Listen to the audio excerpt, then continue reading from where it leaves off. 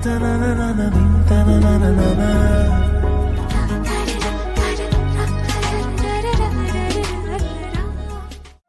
কিছু কথা বলে বাসায় চলে আসলাম। এসে ফ্রেশ হলাম। আম্মু রুমে আসলো। কিছু বলবে? বলো। আব্বু কোথায়? বাইরে গেছে। ও, কি বলবা বলো। মেয়েটা অনেকদিন বাসায় নেই, বাসাটা কেমন খালি খালি লাগছে। যা না বাপ, ওরে নিয়ে আয়। কাকে? অবন্তীকে। ওর অনেক মিস করছি। তোর আব্বু বলেছিল বিকাল বেলা যাবে, কিন্তু আমি দেইনি। আমি বলেছি তুই গিয়ে নিয়ে আসবি। ও নিজে থেকে আসবে, আমি নিয়ে আসতে পারবো না। এটা কেমন কথা? একা একটা মেয়ে কি করে আসবে? আরে আজব, এত রাতে ওরে কেমনে নিয়ে আসবো? সকাল হোক, আমি গাড়ি পাঠিয়ে দিব, ও চলে আসবে।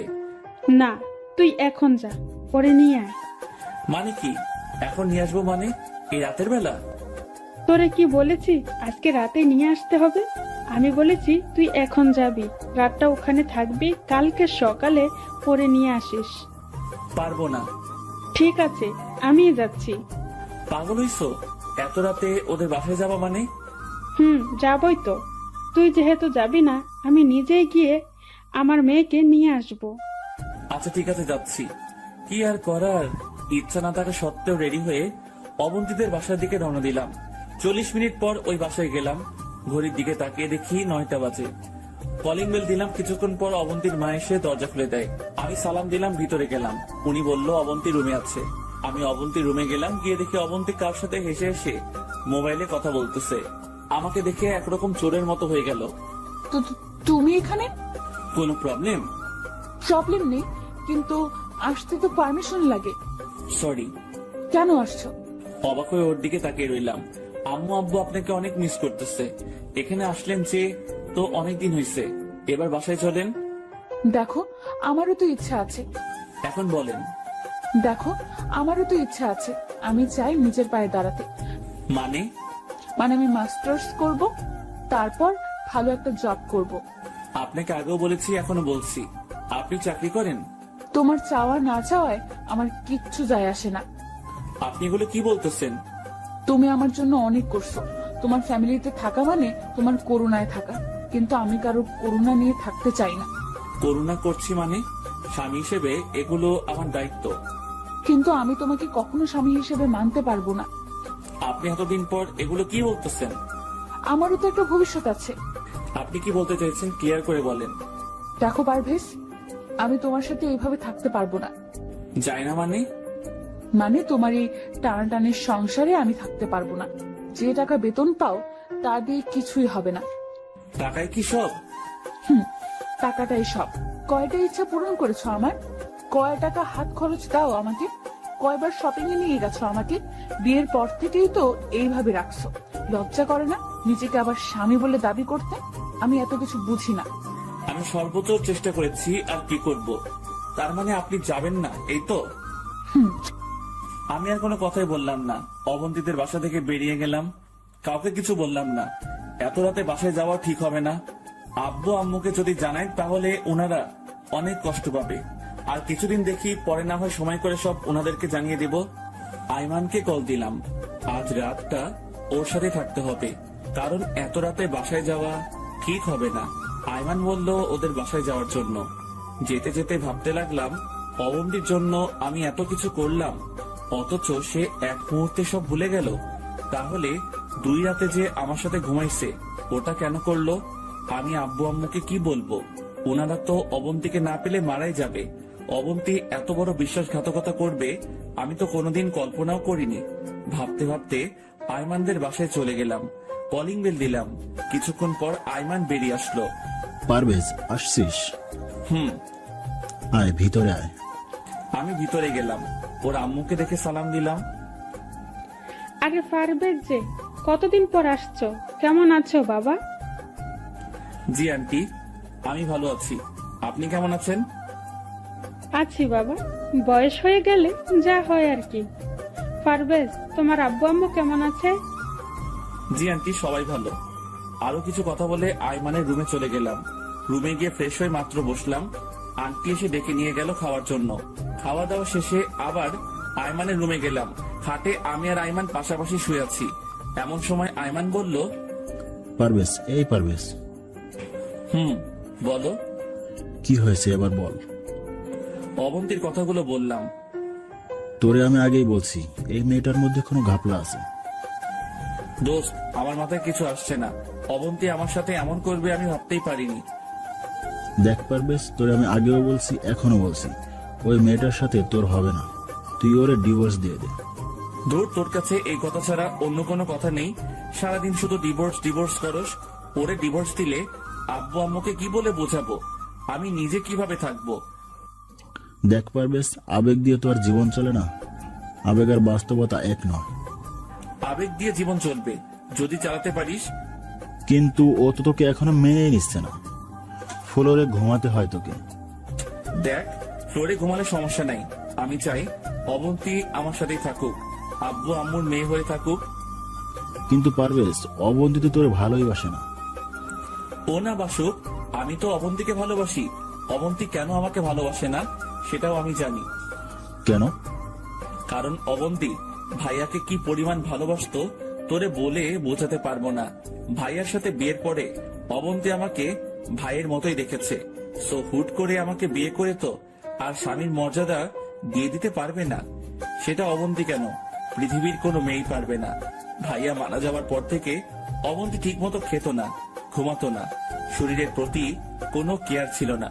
কারণ অবন্তীর মনটা পাথর হয়ে গেছে। যেদিন ওই পাথরে ফুল ফুটবে সেদিন অবন্তী পারভেজকে মেনে নিবে। আমিও সেদিনের অপেক্ষায় বসে আছি। আমি কোনো দিনও অবন্তীকে কোনো ব্যাপারে জোর করিনি, আর এখনো করব না। কিন্তু অবন্তি তো আজকে বলে দিছে তোকে মেনে নিবে না। সেটাই তো বুঝতেছি না, হঠাৎ করে অবন্তীর কি হলো? হাসপাতালে গিয়েও আমাকে জড়িয়ে ধরে কান্না করেছিল, তারপর কিছু একটা চিন্তা করে ছেড়ে দিয়েছে। আচ্ছা দোস্ত, কিছু মনে না করলে একটা কথা বলতাম। বলো, মনে করার কি আছে? অবন্তির কি কারোর সাথে রিলেশন আছে বা ছিল? আমার জানা মতে নাই, কারণ অবন্তীর আম্মু বলেছিল অবন্তীর নাকি কোনো ছেলে ফ্রেন্ডও নাই। সেই জায়গায় বয়ফ্রেন্ড আসার তো প্রশ্নই আসে না। তো তুই এখন কি করবি? তোর আব্বু আম্মুকে বলে দিবি ওর ব্যাপারে? এখন না, আরো কিছুদিন দেখি। এখন বলে দিলে ওনারা অনেক কষ্ট পাবে। পারভেজ, আমার মাথা ঘুরতেছে। তুই তোর আব্বু আম্মুকেও বলবি না, নিজেও কিছু করবি না, তাহলে কি করবি? আমার মনে হয় এখানে বিশাল একটা রহস্য আছে যেটা আমি জানি না। তো কি করবি এখন? দোস্ত, তোকে একটু কষ্ট করতে হবে। কি? দেখ, আমি তো অফিসে চলে যাব, সারাদিন ওখানে থাকতে হবে। তুই তো ফ্রি আছিস। তুই যদি অবন্তীকে ফলো করতি, ও কি করে কার সাথে যায়, তোর বাইক আছে, সমস্যা হবে না। প্রয়োজনে আমি তোরে তেলের টাকা দিয়ে দিব। এই হারামি, তুই পাগল হয়েছিস? তোর কাছ থেকে আমি টাকা নিব? তুই আমার বেস্ট ফ্রেন্ড, তোর জন্য আমি সব করতে রাজি আছি। থ্যাঙ্কস দোস্ত। তাহলে কালকে থেকে ওরে ফলো করা শুরু কর। আমি তোরে অবন্তীদের বাসা দেখিয়ে দিব। আচ্ছা ঠিক আছে, এখন ঘুমা। তারপর এক পাশ হয়ে শুয়ে গেলাম। ঘুম আসছে না, বারবার অবন্তীর কথাই মনে পড়তে লাগলো। ভাবতে ভাবতে ঘুমিয়ে গেলাম। সকালে ঘুম থেকে উঠে নাস্তা করে আয়মান আর আমি বাইক নিয়ে বের হলাম। আয়মানকে অবন্তীদের বাসা দেখিয়ে আমি অফিসে চলে গেলাম। কাজ করতে লাগলাম আর আয়মানকে বারবার কল দিয়ে জিজ্ঞেস করতে লাগলাম, কিন্তু কোনো খবরাখবর নাই। অফিস শেষ করে বাসায় গেলাম। আব্বু আম্মু আমার উপর ফায়ার হয়ে আছে। কিরে, তুই একা কেন? আর আমার মেয়ে কোথায়? আসেনি। আসেনি? তুই কালকে ওর সাথে ঝগড়া করে চলে আসছিস কেন? কি? তোমাদের এসব কথা কে বলেছে? তুই কি ভাবছিস অবন্তীর সাথে আমাদের কথা হয় না? অবন্তী আমাদের বলেছে। কি বলবো বুঝতেছি না। কালকে কোথায় ছিলি? আয়মানদের বাসায়। অবন্তী তোরে কি বলেছে? আরো কিছুদিন ওখানে থাকবে। যা, গিয়ে ফ্রেশ হয়ে আয়। মিথ্যা বললাম। যা বাবা, বেঁচে গেলাম। মনে হচ্ছে আমাকে রিমান্ডে দিয়েছে। শালা অবন্তী আব্বু আম্মুকে কি বুঝিয়েছে কে জানে। আমার সাথে একরকম করলো আর আব্বু আম্মুর সাথে অন্যরকম। বুঝলাম না। যাই হোক, খেয়ে দিয়ে ঘুমিয়ে গেলাম। পরের দিন ঘুম থেকে উঠে রেডি হয়ে অফিসে চলে গেলাম। এভাবে 2 দিন গেল। অবন্তীর সাথে আমার কোনো যোগাযোগ হয়নি। সেও আমাকে কোনো কল বা মেসেজ দেয়নি। একদিন অফিসে কাজ করতেছি, 10:30 বাজে। এমন সময় আয়মান কল দিল। হ্যালো পারভেজ। বল। তুই কই? অফিসে। তুই কোথায়? আমি তো অবন্তীদের বাসার সামনে। কোনো খবর পাইছিস? এইমাত্র একটা গাড়ি অবন্তীর বাসার সামনে আসলো, আর অবন্তী সেটাতে উঠে চলে যাচ্ছে। গাড়িতে কে দেখছিস? না, দেখা যাচ্ছে না। আচ্ছা দোস্ত, তুই গাড়িটা ফলো কর, কি হয় আমাকে জানা। আচ্ছা ঠিক আছে। কলটা কেটে দিল। আমি একটু টেনশনে পড়ে গেলাম। অবন্তী কার সাথে ঘুরতেছে? 11:20 আয়মান আবার কল দিল। পারবেশ, বল।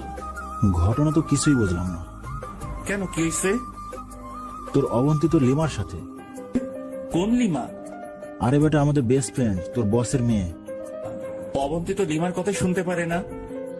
জানি তোর বিশ্বাস হবে না, আমি ছবি পাঠাচ্ছি, তুই দেখ। আমার কাছে নর্মাল মোবাইল। আচ্ছা বিকালবেলা দেখা করিস। ঠিক আছে। আজকে অবন্তী লিমার সাথে কি করে? আমি কেমনে বলবো, তুই লিমারে জিজ্ঞেস করিস। আচ্ছা, তুই আরেকটু ফলো কর। ওকে। আমি বিকালে তোর সাথে দেখা করব। ওকে। কল কেটে দিল। কাজ শেষ করে বিকেল বেলা আইমানের সাথে দেখা করলাম। আইমান ওর মোবাইলে তোলা ছবিগুলো আমাকে দেখাতে লাগলো। আসলেই তো এটা যে লিমা, কিন্তু অবন্তী লিমার নামও শুনতে পারে না। আমাকে কয়েকবার হুমকি দিয়েছে যাতে লিমার সাথে দেখা না করি, কিন্তু এখন দেখছি সে নিজেই লিমার সাথে হাত ধরাধরি করে হাঁটছে। কাহিনী তো একটা আছে যেটা আমি জানি না, কিন্তু আমাকে এভাবে বসে থাকলে চলবে না। এই কাহিনীটা কি সেটা বের করতে হবে। এবার বেশ, কি ভাবতেছিস? দুজন একসাথে কি করে সেটা। লিমাকে জিজ্ঞেস কর, তাহলে কাহিনী বুঝে যাবি। কিন্তু লিমা কি আমাকে বলবে? বলবে না কেন, অবশ্যই বলবে। না রে, লিমার পেট থেকে সহজে কথা বের হয় না। ওরে ইমোশনাল করে বের করতে হবে। কিন্তু কিভাবে? কিছু একটা চিন্তা কর। দেখি। আচ্ছা, এখন কল দিব? তুই পাগল হয়েছিস? এখন দিলে ভুলেও বলবে না। তোর সাথে যখন দেখা হবে তখন সিস্টেম করে জিজ্ঞেস করে নিবি। আচ্ছা ঠিক আছে। আরো কিছুক্ষণ আড্ডা দিয়ে বাসায় চলে গেলাম। খাওয়া দাওয়া করে বসে বসে ভাবতে লাগলাম আসলে অবন্তী কি করতে চাচ্ছে। 2 দিন পর আমি অফিসে কাজ করতেছি, এমন সময় লিমা আমার ডেস্কে আসলো।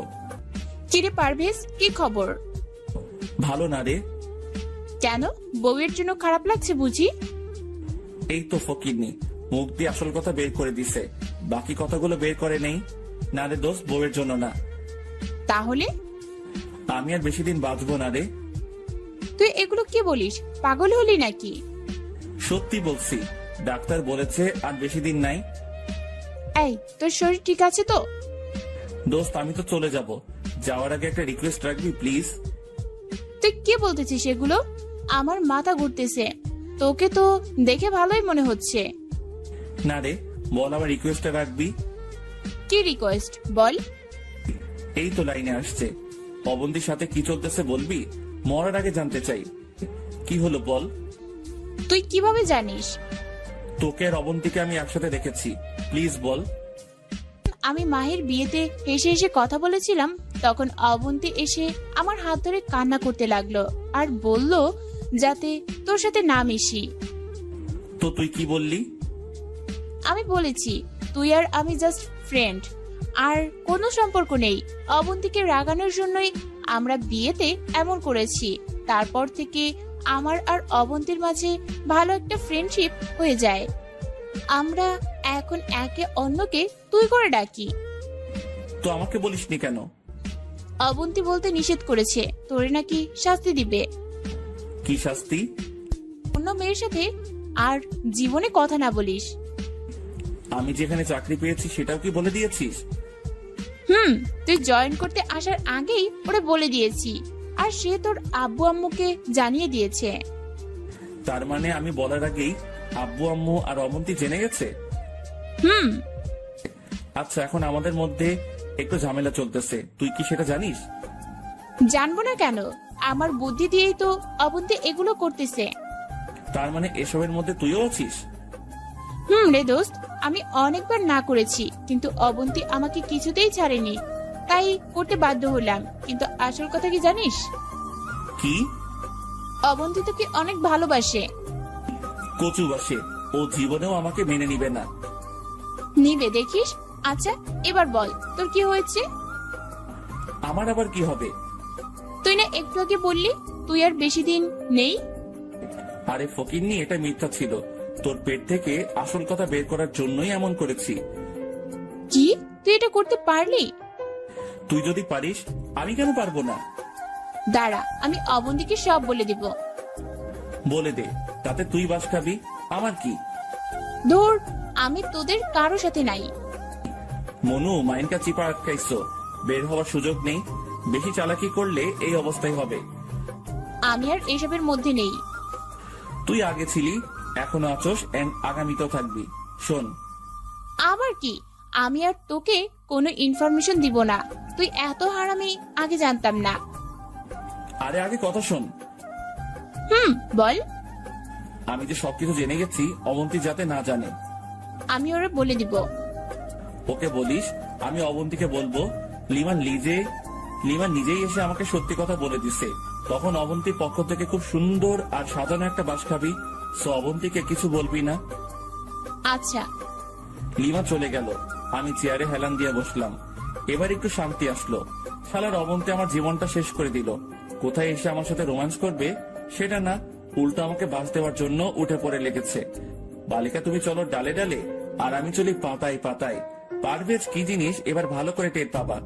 আই মাইন না, হারামিরে কল দিয়ে আসার জন্য বললাম, দেখা করব। সন্ধ্যার সময় আসলো, আইমানকে সবকিছু বললাম। আইমান তো পুরো টাস্কি খেয়ে বসে আছে। আরে কি বলিস? সত্যি। অবন্তীর দিকে তাকালে তো মনে হয় নিষ্পাপ একটা মেয়ে, কিচ্ছু জানে না। ভাজা মাছটা উল্টো খেতে জানে না, কিন্তু ওর ভিতর এত প্যাঁচ। দাঁড়া, আমি ওর প্যাচ বের করছি। একটা জিনিস আমার মাথায় আসতেছে না। কি? অবন্তী তোরে হঠাৎ শাস্তি দিতে যাবে কেন? আমি জানি না, সেখানেও হয়তো কোনো রহস্য আছে। দেখ এবার কি হয়। দোস্ত আমি চাই, কালকে দেখা করব। কোথায় যাবি? এখন বাসায় যাব, রেডি হয়ে অবন্তীদের বাসায় যাব। অবন্তীদের বাসায় কেন? তুই এখনো ছোট, বুঝবি না কিছু। আরো বড় হয়ে নে, তারপর নিজে নিজে বুঝে যাবি। আইমান আবুলের মতো তাকিয়ে রইল। আমি বাসায় চলে গেলাম, ফ্রেশ হয়ে আপুর কাছে আসলাম। কোথাও যাবি নাকি? কোথায়? তোমার বেয়াই মশাইয়ের বাসায়। এত রাতে ওখানে কেন? কেন যেতে পারি না? পারবে না কেন? শ্বশুর বাড়ি, মধুর হাড়ি, যখন ভালো লাগে তখন যাবি। এখন কি অবন্তীর কথা খুব মনে পড়েছে? আরে এগুলো কি বলো, দূর, যাবই না। বাবা বসে বসে হাসতেছে। আমি রান্নাঘরে গেলাম, আম্মুকে বলে বেরিয়ে গেলাম। 30 মিনিট পর অবন্তীদের বাসায় গেলাম। কলিং বেল চাপ দিলাম। কিছুক্ষণ পর দরজা খুলে দেয়। তাকিয়ে দেখি অবন্তীর আম্মু। আমাকে দেখে মোটামুটি একটা টাস্কি খেলো। খাওয়ার কথা যেখানে পারভেজকে, এত বলতেও যে আসে না, সেখানে নিজে থেকে এসে হাজির, তাও আবার রাতের বেলা। এই পারভেজ। আমি সালাম দিয়ে ভিতরে গেলাম। অবন্তীর বাবা বসে বসে টিভি দেখতেছে। আমাকে দেখে উঠে দাঁড়ালো। আমি ওনার সাথে কৌশল বিনিময় করলাম। অবন্তীর রুমে যাও। যাব এখন না, একটু পর। তাহলে বসো, গল্প করি। আমি ওনার পাশে গিয়ে বসলাম। বাবা মায়ের কথা জিজ্ঞেস করলো, চাকরি বাকুরির কি খবর জিজ্ঞেস করলো। আমি ওনার পাশে বসে সবকিছুর উত্তর দিচ্ছি। কিছুক্ষণ পর অবন্তী আসলো। আমাকে দেখে ভূত দেখার মতো অবাক হয়ে দাঁড়িয়ে রইল। আমি ওরে পাত্তা না দিয়ে আবারও শ্বশুরের সাথে কথা বলতে লাগলাম।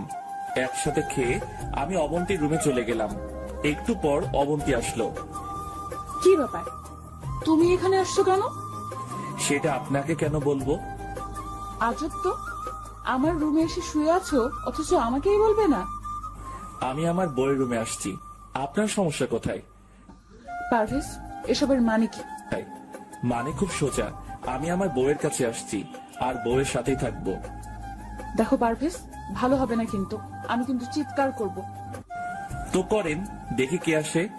অবন্তী একটু ভয় পেয়ে গেল। তারপর আমার একটু সামনে আসলো। পারভেজ, তুমি সত্যি করে বলো তো কেন আসছো?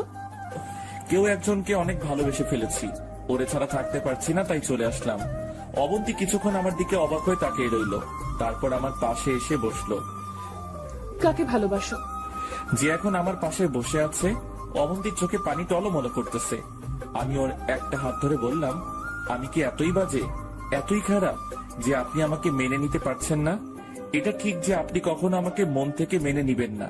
আবার এটাও জানি কোনো এক কারণে আপনি আমাকে শাস্তি দিতে চেয়েছেন, কিন্তু এমন শাস্তি দিচ্ছেন আরেকটু হলে তো আমি এই পৃথিবী ছেড়ে শেষ করার আগেই মুখ হাত দিয়ে দিল।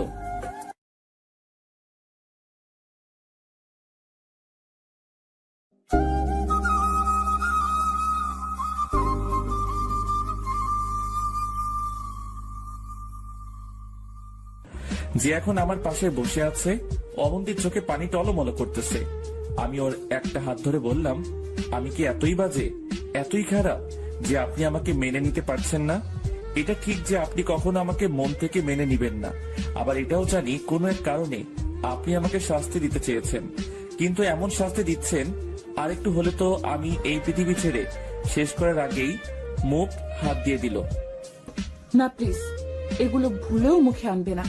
একজনকে হারিয়ে ফেলেছি, আর কাউকে হারাতে চাই না। এই সব কিছুর জন্য আমি অনেক অনেক সরি। তো কেন এমন করলেন আমার সাথে? আমার দোষটা কি ছিল? তুমি যখন মাহির বিয়েতে লিমার সাথে হেসে হেসে কথা বলতেছিলে, সেটা দেখে আমার ভেতর একটা মোচড় দেয়। মনে হলো আমি খুব দামি একটা জিনিস হারিয়ে ফেলতেছি।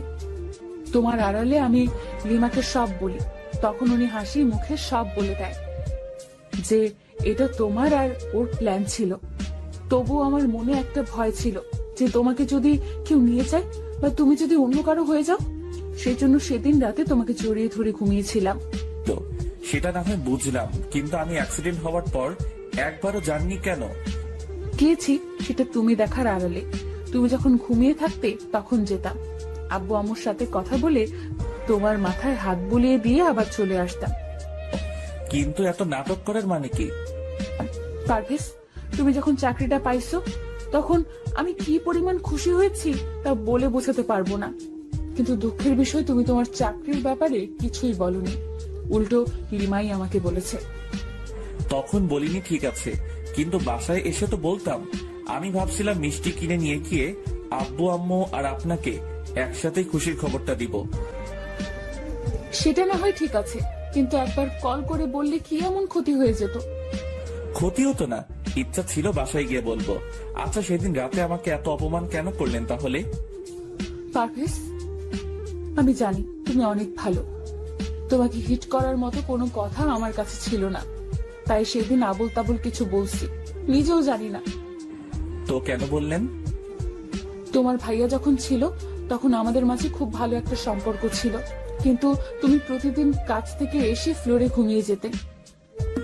আপনি তো বলেছেন আপনি আমাকে মেনে নিতে পারবেন না, সেই জন্যই তো ফ্লোরে থাকতাম। পারভেজ, জানো তোমার ভাইকে এত ভালোবেসেছিলাম যে তোমার ভাইয়ের জায়গায় অন্য কাউকে কোনোদিন কল্পনাও করতে পারি না, তাই তোমাকে কথাগুলো বললাম। কিন্তু সত্যি কথা হচ্ছে, এইভাবে তো আর লাইফ যায় না। তো আমাকে বলতেন। সব কথা মুখে বলতে নেই, কিছু কথা বুঝে নিতে হয়। তুমি যদি ফ্লোরে না থেকে খাটে থাকতে, আমি কি কিছু করতে পারতাম? সেটা না হয় পারতেন না, কিন্তু পরে বলতেন সব পুরুষ সমান, শুধু মেয়েদের সাথে থাকতে চাই। না, মোটেও না। তো এত কিছু করার কারণটা কি? দেখলাম। কি দেখলেন? দেখলাম আমার বরটা আমাকে ভালোবাসে কিনা। তাই নাকি? তো কি রেজাল্ট পেলেন? সেটা জানি না, তবে এটা মনে হচ্ছে পৃথিবীর ভাগ্যবতী নারীর মধ্যে আমি একজন, যে তোমার ভাইয়ের মতো ছেলেকে পেয়েছি। নিজের বাবা মায়ের চাইতেও 3 গুণ ভালো শ্বশুর শাশুড়ি পেয়েছি, আর সেরা ভাগ্যবতী এই জন্য সবশেষে তোমাকে পেয়েছি। কি বলবো বুঝতে পারছি না। খুব ভালোবাসি তোমায়, বলে বোঝাতে পারবো না। কিন্তু আপনি যে বললেন অন্য কোনো মেয়েকে বিয়ে করতে, আমি তো আইমানকে বলে দিছি অন্য মেয়ে খুঁজতে। ওই কি বললে তুমি? খুন করে ফেলবো। কেন? আপনি তো বললেন। আমি বললেই কি করতে হবে? আপনার আবদার না রেখে পারি? খুব ভালোবাসি তোমায়, পারবো না তোমাকে ছাড়া থাকতে, পারবো না তোমাকে অন্য কারো হতে দিতে। চুপ করে রইলাম, ভাবতেছি আপনাকে এখন কি বলে ডাকবো, ভাবি নাকি অবন্তী? মায়ের খাবা কিন্তু। ভাবি কেন ডাকতে? আচ্ছা, মাঝে মাঝে ভাবি ডাকিও। ভাবি ডাক শোনার মাঝেও অন্যরকম একটা আনন্দ আছে। ও তাই নাকি? বাট একটা শর্ত আছে। কি সেটা? আজ থেকে আপনি নয়, তুমি করে বলতে হবে। হুম। আই পারভেজ, চুপ করে আছো কেন? ভাবতেছি। কি ভাবছো? আব্বু আম্মুর ইচ্ছাটা কিভাবে পূরণ করব। আজ থেকে কার্যক্রম শুরু করব কিনা সেটা ভাবছি। কোন ইচ্ছা? ওই যে নাতি নাতনির ইচ্ছাটা। অবন্তী লজ্জায় লাল হয়ে গেল, তারপর বলল, এই, একদম ফাইজলামো করবে না। ফাইজলামো করি তাই না? এই কথা বলেই অবন্তীর হাতটা ধরে একটা টান দিলাম। অবন্তী নিজেকে কন্ট্রোল করতে না পেরে আমার বুকের উপর এসে পড়ল। আই পারভেজ, শোনো শোনো, বলো। তোমার না অনেক ইচ্ছা ধুমধাম করে বিয়ে করা? ছিল, বাট এখন বলে লাভ কি? বলে লাভ আছে, আমাদের বিয়েটা আবারও হবে, আর সেটা তোমার ইচ্ছে মতোই। অনেক টাকা লাগবে, কিন্তু পাবো কোথায়? সেটা তুমি জানো, বাট যদি বিয়ের অনুষ্ঠান না হয় তাহলে কিন্তু আমি তোমাদের বাসায় যাব না, আর আমাকে টাচও করতে দিব না। এটা কেমন কথা? যেটা বলেছি সেটাই হবে। আরে ধুর, এই মুহূর্তে টাকা কই পাবো? আর আব্বু আম্মুকে কি বলবো? আচ্ছা, আব্বু আম্মুকে বোঝানোর দায়িত্ব আমার। আচ্ছা, দেখি কি করা যায়। খাটে উঠতে দিব না। এটা কোনো কথা? নিচে থেকে থেকে আমার সমস্যা হয়ে গেছে। প্লিজ আজকে অন্তত উপরে থাকতে দাও। ওকে, দিব, বাট একটা শর্ত আছে। আবার কি শর্ত? আমাকে টাচ করতে পারবে না, দুজনের মাঝখানে কোলবালিশ থাকবে।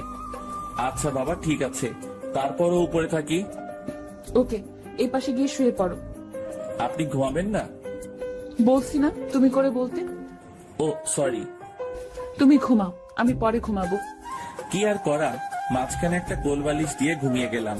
আমি আবার সবসময় কোলবালিশ জড়িয়ে ধরে ঘুমাই।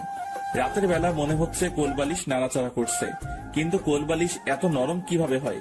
আস্তে করে তাকিয়ে দেখি কোলবালিশ নিচে পড়ে আছে, আর অবন্তী আমাকে জড়িয়ে ধরে ঘুমিয়ে আছে।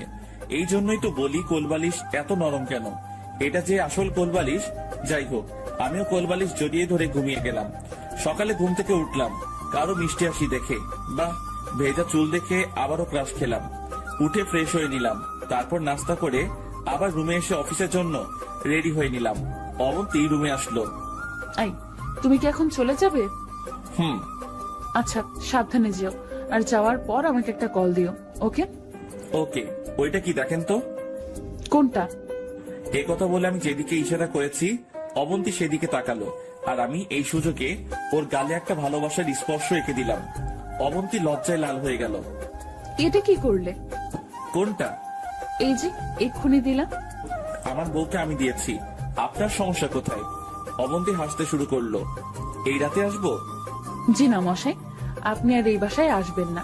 এবার বিয়ের জন্য প্রিপারেশন নেন। নতুন বউ সেজে আপনার বাসায় যাব, তখন পেট ভরে আদর করিয়েন। এর আগে যাতে আপনার চেহারাও না দেখি। আমাকে ছাড়া থাকতে পারবে? না পারার কি আছে?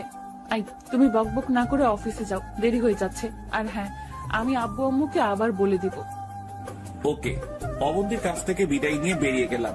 আজকে অন্যরকম ভালো লাগা কাজ করতেছে। তারপর অফিসে চলে গেলাম। সারাদিন অফিসে কাজ করলাম। এর মধ্যে বেশ কয়েকবার অবন্তীর সাথে কথা হলো। বিকেল বেলা আইমানকে কল দিয়ে আসতে বললাম। ওর সাথে দেখা করে কিছুক্ষণ আড্ডা দিলাম। অবন্তীর কথাগুলো বলতে লাগলাম। যাক বাবা, বেঁচে গেলাম। জানিস পারবেশ, আমি কত টেনশনে ছিলাম। আরে আমিও তো অনেক টেনশনে ছিলাম যে অবন্তী আব্বু আম্মুকে ছাড়া কিছু বোঝে না, সে কি করে আব্বু আম্মুকে ছাড়া থাকবে। সেটাই। যাই হোক, সবকিছু মিটমাট হয়ে গেছে। না রে, আরো বড় একটা প্যারায় ফেলেছে আমাকে। আবার কি? আমাদের বিয়ের তো কোনো অনুষ্ঠান হয়নি, আবার অনেকে জানেও না। তাই অবন্তী চাইছে বড় করে অনুষ্ঠান করে ওরে আবার নতুন করে বউ সাজিয়ে নিয়ে যেতে। ভালো তো, তোরও তো ইচ্ছা ছিল ভালোভাবে বিয়েটা করা। ইচ্ছা তো ছিল, কিন্তু এখন টাকা কোথায় পাবো? অনেক টাকার দরকার। টাকা তো লাগবেই, টাকা ছাড়া কিছুই হবে না। আগামী 1 বছর টাকা জমাতে হবে যদি অনুষ্ঠান করতে চাই। আরে না, এটা পসিবল হবে না। তুই কি এই 1 বছর অবন্তী ওর বাবার বাসায় রেখে দিবি? এটা কিছুতেই হয় না। সেটাই তো ভাবছি। পারবেশ, আমার মাথায় একটা বুদ্ধি এসেছে। কি? তুই তোর অফিস থেকে লোন নে, তাহলে তোর বেতন থেকে প্রতি মাসে একটা করে পার্সেন্টেজ ওরা রেখে দিবে। এতে করে তোর খুব উপকার হবে, আর খুব বেশি প্রেশার পড়বে না। জয়েন করেছি অল্প কিছুদিন হলো, এখন কি লোন দিবে? পুরাতন চাকরিজীবী ছাড়া লোন দেয় না। আরে বেটা, তুই লিমার সাথে কথা বল, দেখ না কিছু একটা হয় কিনা। দেখি। এরপর আর কিছু কথাবার্তা বলে বাসায় চলে আসলাম। রুমে গিয়ে ফ্রেশ হয়ে সোফায় রুমে গেলাম। আব্বু বসে বসে টিভি দেখতেছে। আমি গিয়ে বাবার পাশে বসলাম। কিরে, কি অবস্থা? চাকরি কেমন চলছে? এই তো ভালোই। আমার মেয়ে কেমন আছে? ভালো। তোমাদের সাথে কথা হয়নি? সব সময় হয়। তুই নাকি মহা ধুমধামে বিয়ে করতে চাস? এগুলো কি বলো? ঠিকই তো বললাম। তোর নাকি সেই ছোটবেলা থেকে স্বপ্ন মহা ধুমধাম করে বিয়ে করবি, এখন আবার সেই ইচ্ছাটা জেগে উঠেছে। তোর এখানে বসবই না। আমি উঠে চলে গেলাম। বাবা বসে বসে হাসছে। আমি আম্মুর কাছে গেলাম। আম্মু রান্না করতেছে। আরে ধুর, আব্বু শুধু উল্টাপাল্টা কথা বলে। ধুর, আমি রুমে গেলাম। রুমে এসে বসে রইলাম। চারপাশে যেন অবন্তীর স্মৃতিগুলো ছড়িয়ে আছে। আমি অবন্তীকে কল দিলাম। কি করেন? একজনের কথা ভাবতেছিলাম, আর উনিই কল দিল। আমিও খুব মিস করছি। প্লিজ চলে আসো, অনুষ্ঠান পরে করব। জি না সাহেব, সেটা হচ্ছে না। আমার উপর বেশি প্রেশার হয়ে যাচ্ছে না? আমার বরের উপর প্রেসার পড়বে, এতে আপনার সমস্যা কোথায়? সত্যি মিস করছি। আমিও করছি। ওকে রাখি। কল কেটে দিলাম। অবন্তীর কথা ভাবতেছি এমন সময় আম্মু রুমে আসলো। ডেকে নিয়ে গেল খাওয়ার জন্য। আমি, আব্বু আর আম্মু একসাথে খাচ্ছি। এমন সময় আব্বু বলল, জানিস পারবেশ, আমি ওনার দিকে তাকালাম। আমাদের মানে তোর আম্মুর আর আমারও অনেক ইচ্ছা ছিল আমাদের ছোট ছেলের বিয়েটা অনেক সুন্দর হবে, সবাই অনেক আনন্দ করবে। কিন্তু দেখ কেমন বাবা হলাম, আমি সেই ইচ্ছাটাও পূরণ করতে পারলাম না। আব্বু এগুলো কি বলো? টাকা হলে সব করা যাবে, এতে টেনশন করার দরকার নেই।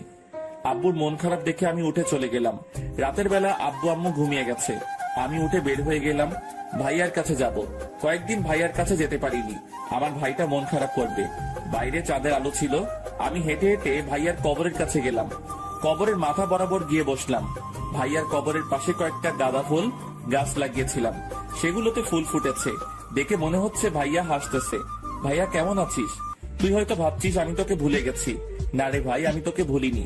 সময় পাইনি তোর কাছে আসার। তোর কর্তব্যগুলো আমি অক্ষরে অক্ষরে পালন করার চেষ্টা করতেছি, কিন্তু তোর মতো পারছি না। তবু চেষ্টা করতেছি। ভাইয়া যেখানে যাই না কেন, তোর অভাবটা আমি অনুভব করি। তোর স্মৃতিগুলো আমাকে ঘুমাতে দেয় না। ঘুমাতে গেলে তোর সাথে ঘুমানোর কথা মনে পড়ে। খেতে গেলে তোর সাথে ভাগাভাগি করে খাওয়ার কথা মনে পড়ে। খেলা দেখতে গেলে তোর দলের বিরোধিতা করার কথাগুলো মনে পড়ে। আজ সব আছে। ভালো একটা চাকরিও পেয়েছি। টাকা এখন নেই, হয়তো ভবিষ্যতে হবে। সবকিছু হয়তো পাবো, কিন্তু তোকে পাবো না। ভাই আমি জানি তুই আমার উপর অভিমান করে আছিস। ভাই বিশ্বাস কর, এক সেকেন্ডের জন্য আমি তোকে ভুলিনি। তোর অবন্তীকে আমি সর্বোচ্চ চেষ্টা করেছি ভালো রাখার, পড়ালেখা করানোর। আমি সফল হয়েছি। জানিস ভাইয়া, প্রতি রাতেই আমি মায়ের কান্নার আওয়াজ শুনতে পাই, কিন্তু আমি মাকে সান্ত্বনা দেই না। তুই আবার এটা ভাবিস না আমি স্বার্থপর। আমি আম্মুকে সান্ত্বনা দেই না এই জন্য যে আম্মুকে সান্ত্বনা দেওয়ার মতো ভাষা আমার নেই। অবন্তী এখনো তোকে অনেক ভালোবাসে। আমাকে মেনে নিলেও অবন্তীর মনে তুই যে জায়গাটা করে নিয়েছিস, সেটাতে তুই সারা জীবন থাকবি। ভাই আজকে সব আছে, শুধু তুই নেই। আর একবারের জন্য আমাদের মাঝে ফিরে আয়, দেখে যা ওদের আমি ঠিক মতো রাখতে পারছি কিনা। আর একবার এসে আমার সাথে ঝগড়া করে যা। এবার আর তোর সাথে মারামারি করব না। তুই শুধু একবার আয়। চোখ দুটো ঝাপসা হয়ে গেছে, আর কোনো কথাই আসছে না আমার মুখ দিয়ে। আরো কিছুক্ষণ ওখানে বসে কবর জিয়ারত করে বাসায় চলে আসলাম। পরের দিন ঘুম থেকে উঠে ফ্রেশ হয়ে নাস্তা করে অফিসে চলে গেলাম। 11টার দিকে লিমা আসলো। দুলাভাই, পারভেজ নাকি এইটা? মনে হয়। কি অবস্থা? ভালো না রে, বিপদে আছি। কেন, আবার কি হয়েছে? এবার তো সবকিছু ঠিকঠাক হয়ে গেছে। অবন্তী আমাকে সবকিছু বলেছে। তুই তো হারামি, কিছুই বলবি না। এখন বল, আবার কি হয়েছে? সবকিছু বললাম। ওরে অনেক টাকা লাগবে। লোনও তো দিবে না, কারণ নতুন জয়েন করেছি। আচ্ছা, আমি ম্যানেজারকে বলে দিব। দেখ কিছু হয় কিনা। থ্যাঙ্কস দোস্ত। একটা শর্ত আছে। কিসের শর্ত? আচ্ছা বল শুনি। যদি টাকা দেয় তাহলে তোদের বাসর ঘরটা আমি সাজাবো। আমার অনেক দিনের শখ, কিন্তু কেউ আমাকে সাজাতে দেয় না। আচ্ছা ঠিক আছে, তুই আগে ম্যানেজারকে বলে দেখ। ওকে। লিমা আমার ডেস্ক থেকে চলে গেল। আমি অবন্তীকে কল দিলাম। কল দিয়ে কথাটা বললাম। এ কথা বলে মোবাইলটা রেখে দিল। লিমা কিছুক্ষণ পর ম্যানেজারের রুম থেকে বের হলো। এই পারভেজ। বলো। আমি ম্যানেজারকে বলে দিয়েছি, দেখ উনি কি বলে। আচ্ছা ঠিক আছে। ম্যানেজার হয়তো তোকে ডাকবে, যদি জিজ্ঞেস করে টাকা কেন দরকার। তাহলে বলবি যে বাসার কাজ চলতেছে। ওকে। আরো একটা গুড নিউজ আছে। কি? আজকে সানি আসবে, আমি ওরে নিয়ে আসার জন্য যাচ্ছি। সানিকে? তোর দুলাভাই, আমার হবু বর। বাহ, বিয়ের আগে এত প্রেম, বিয়ের পর কি করবি? তুই আর অবন্তি যেটা করবি আমরাও সেটা করব। আমাকে একটু বলিস তোরা কি কি করস? মায়ের খাবি ফাজিল। আচ্ছা আমি গেলাম। ওকে, আল্লাহ হাফেজ। লিমা চলে গেল। আমি বসে বসে কাজ করতে লাগলাম। দুপুর শেষ হয়ে বিকেল হয়ে গেল, কিন্তু ম্যানেজারের কোনো খবিশ নাই। আমি ভাবতেছি টাকা হয়তো দিবে না। ছুটি হওয়ার প্রায় 20 মিনিট আগে পিয়ন আসলো আমার কাছে। স্যার আপনাকে ডাকছে। কে? ম্যানেজার স্যার, এখন গিয়ে দেখা করেন। আচ্ছা ঠিক আছে, আপনি যান, আমি আসছি। এক বুক আশা নিয়ে ম্যানেজারের রুমে গেলাম। স্যার আসবো? মিস্টার পারভেজ, আসুন ভিতরে আসুন। Thank you sir. বসুন। আমি বসলাম। আপনার নাকি টাকার খুব প্রয়োজন? জি স্যার। কত? 3 লক্ষ হলে হবে। এত টাকা দিয়ে কি করবেন? স্যার বাসার কাজ চলতেছে। কিন্তু মিস্টার পারভেজ, আপনি জয়েন করেছেন যে এখনো 1 মাস হয় নাই। আমরা এই মুহূর্তে আপনাকে এত টাকা দিতে পারি না। কেন স্যার? অন্যান্য কোম্পানিগুলোতে তো যারা কর্মকর্তা তাদেরকে লোন দেয় আর মাস শেষে বেতন থেকে কেটে নিয়ে যায়। আমার ক্ষেত্রেও একইটাই করিয়েন। লোন দেয়, আমরাও দিই, কিন্তু সেটা পুরাতন লোকদের কি। আপনি যে এই অফিসে সারা জীবন কাজ করবেন তার কোনো গ্যারান্টি আছে? সেটা না হয় ঠিক আছে, কিন্তু আমি তো আর এই মুহূর্তে চলে যাচ্ছি না। আর আমার সব কাগজপত্র আপনাদের কাছে। আপনারা ওগুলো না দিলে তো আমি অন্য কোথাও চাকরি করতে পারবো না। আমি যদি এই অফিস থেকে চলেও যাই তাহলে আপনাদের টাকা শোধ করে তারপরেই যাব। সেটা না হয় বুঝলাম, কিন্তু এতগুলো টাকার জন্য আপনাকে কিছু ডকুমেন্ট জমা দিতে হবে। কি? আপনার বাড়ির কাগজপত্র। যদি কোনো কারণে আপনি টাকা না দিয়ে চলে যান, আমরা আপনার বাড়ি দখল করব। আচ্ছা ঠিক আছে, দিব।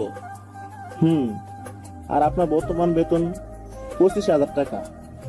আমরা প্রতি মাসে 5,000 টাকা কেটে নেব, বাকি 20,000 টাকা পাবেন। Okay sir. ওকে, কালকে আসার সময় বাড়ির কাগজপত্র নিয়ে আসবেন, ঠিক আছে? আসি স্যার। সালাম দিয়ে বের হয়ে গেলাম। তারপর বাসায় চলে গেলাম। রাতে বসে বসে ভাবতেছি কি করে আব্বু আম্মুকে কাগজের কথা বলবো। খাওয়ার সময় আব্বুকে বলে দিলাম দলিলের কথা। বাবা কিছুই বলল না। খাওয়া শেষ করে আমি রুমে চলে গেলাম। কিছুক্ষণ পর আব্বু একটা ফাইল নিয়ে আমার রুমে আসলো, আমার হাতে দিয়ে বলল, এখানে সবকিছু আছে। আমি জানি তুই খারাপ কিছু করবি না। আমি তোকে আমানত দিলাম। আমি কিছুই বললাম না, ফাইলটা রেখে দিলাম। অবন্তীকে কল দিলাম। কিছুক্ষণ কথা বলে মোবাইলটা রেখে দিলাম। তারপর ঘুমিয়ে গেলাম। সকালে ঘুম থেকে উঠে ফ্রেশ হয়ে নাস্তা করে অফিসে চলে গেলাম। সোজা ম্যানেজারের রুমে গেলাম। ফাইলটা ওনার হাতে দিয়ে আমি আমার ডেস্কে গিয়ে কাজ করতে শুরু করলাম। 11টার দিকে পিয়ন এসে ডেকে নিয়ে যায় ম্যানেজার নাকি আমাকে ডাকতেছে। ম্যানেজারের রুমে গেলাম। উনি আমাকে একটা চেক কেটে দিল। আমি তো খুশিতে শেষ। যাই হোক, ম্যানেজার থেকে 1 ঘন্টার জন্য ছুটি নিলাম, না হলে বিকেল বেলা ব্যাংক বন্ধ হয়ে যাবে। আইমানকে কল দিয়ে আসতে বললাম। তারপর আইমান আসলো। ওরে নিয়ে টাকাটা ব্যাংক থেকে নিয়ে আসলাম। তারপর আবার অফিসে চলে গেলাম। কাজ শেষ করে বাসায় চলে আসলাম। রাতে অবন্তীকে কল দিলাম। বলেন সাহেব, সারাদিন কোনো খবর ছিল না আপনার, এখন মনে হয়েছে তাই না? সরি, কাজে ছিলাম তো তাই। তুমিও তো দাওনি। মোবাইলে টাকা ছিল না, তোমারও তো বলেছিলাম টাকা পাঠাতে, বাট তুমি তো পাঠাওনি। সরি, মনে ছিল না। কয়দিন পর দেখা যাবে আমি যে তোমার বউ সেটাও মনে থাকবে না। সেটা বলবো না। আচ্ছা শোনো, বলো। কালকে বিকালে একটু দেখা করিও, তোমার সাথে খুব গুরুত্বপূর্ণ কথা আছে। কি কথা এখন বলো? মোবাইলে বলা যাবে না, সরাসরি বলবো। আচ্ছা ঠিক আছে। খাইছো? না, মাত্র বাসায় আসলাম। তুমি? না, খাবো একটু পর। তুমি ঘুমিয়ে যাও। আচ্ছা ঠিক আছে। তারপর খাওয়া দাওয়া করে ঘুমিয়ে গেলাম। সকালে ফ্রেশ হয়ে অফিসে চলে গেলাম। এর মাঝে কয়েকবার অবন্তীকে কল দিলাম, পরে বললাম শাড়ি পরে আসতে। বিকেল বেলা আমাদের কলেজের সামনেই আসতে বললাম। আমি কাজ শেষ করে সোজা কলেজের সামনে চলে গেলাম। কিছুক্ষণ পর অবন্তী আসলো। কি ব্যাপার, এত দেরি হলো কেন? এই সরি, আসলে শাড়ি পরতে দেরি হয়ে গেছে। মানে? তুমি তো জানো আমি শাড়ি পরতে পারি না, কারো না কারো হেল্প লাগে। আজকে আম্মুও বাসায় নেই, মামার বাড়ি গেছে। একটা কাজিনকে বলেছিলাম আসার জন্য, সে আসতে দেরি করে ফেললো, তাই আমারও দেরি হয়ে গেল। এত কষ্ট হলে শাড়ি পরার কি দরকার ছিল? না আসলে তো তোমার চেহারার দিকে তাকানো যেত না। বলবে যে একটা রিকোয়েস্ট করেছি সেটাও রাখিনি। আচ্ছা এবার বসো, বলো কি খাবে?